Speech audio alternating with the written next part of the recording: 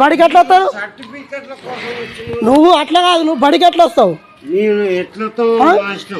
నీ ఇష్టమా? నీ ఇష్టమా? అవునా, నువ్వు నీ ఇష్టం అంటున్నా. పిల్లలేరి పిల్లలేరి పిల్లలేరి పిల్లలేరి పిల్లలు బడి పిల్లలేరి బడి పిల్లలేరి బడి పిల్లలేరి.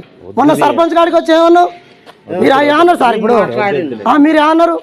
సర్పంచ్ గారు పిలిపించి ఏమన్నావు? ఎవరు?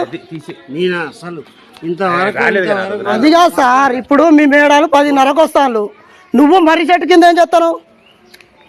నువ్వు గిట్ల తాగి వస్తావు, పిల్లలు పడికి వస్తారా? అట్లా కాదు.